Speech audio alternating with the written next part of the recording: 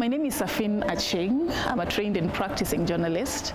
I work for the Kenya Broadcasting Corporation. It's a national broadcaster in Kenya. I work there as a reporter and a news anchor.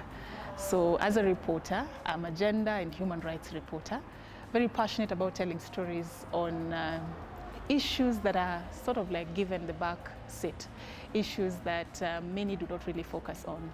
I would say what I do is offer a platform for those who are voiceless to get a voice. So I've done stories around issues such as infertility, which has really been a forgotten issue in the society, where women who are involuntarily childless or infertile are stigmatized and ostracized in the society. And actually this is a story that I did courtesy of a mentorship program that I got under the Journalists for Human Rights program. They walked with me through the entire journey of even crafting the story idea, and assigned me a mentor who worked with me throughout the whole process of even when I was in the field, helping me come up with the questions and even think about areas that I can explore to just enrich my story and bring it out in a way that it will be more impactful.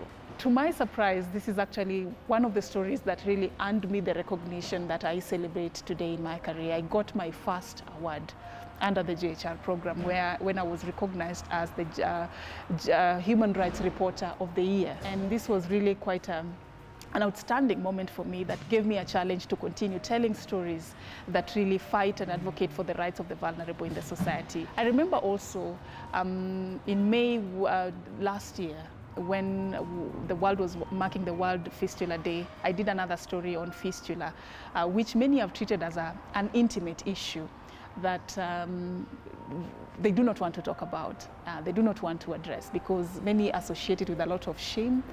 Some think it's brought about by stigma.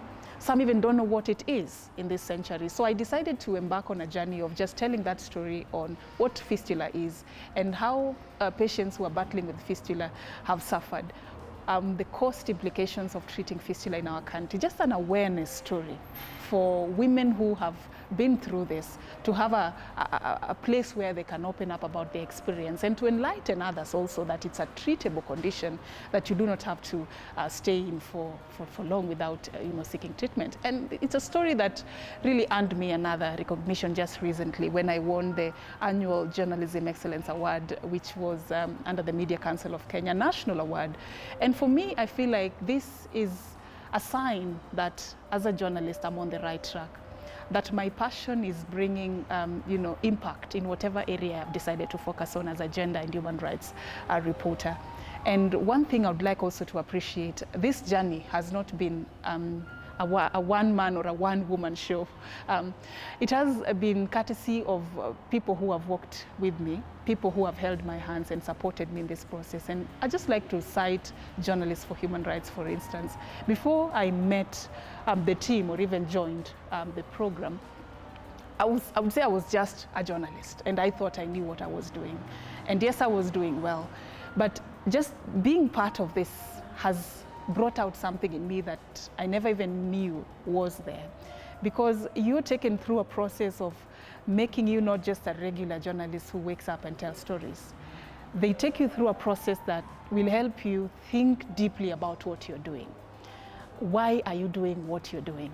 So when you sit down and you're thinking of your story idea, you think about, why am I doing this? So most of the stories I've told after I was trained by Journalists for Human Rights, if you compare them with what I used to do before, are totally different, even in the scripting, because you're given that person who works with you throughout the entire process. It's not just about giving you the grant and facilitation for you to do the story and then they forget about it. They actually want to see that you know what you're doing, and they help you if you don't.